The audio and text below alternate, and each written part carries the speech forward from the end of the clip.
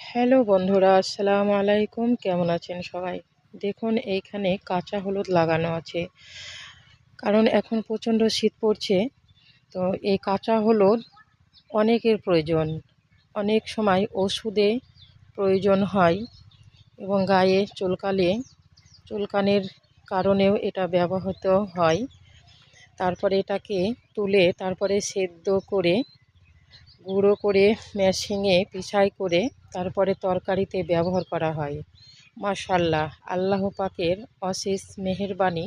পৃথিবীতে অনেক রকমের ব্যবহারী জিনিসগুলো আল্লাহ পাক পৃথিবীতে দিয়েছেন। তো সবাই এইভাবে হলুদ চাষ করবেন, কারণ হলুদ খুবই প্রয়োজনীয় এবং দরকারি। তাই সবাই এইভাবে হলুদ চাষ করবেন। সবাই ভালো থাকবেন। সবাইকে অনেক অনেক শুভেচ্ছা ও অভিনন্দন।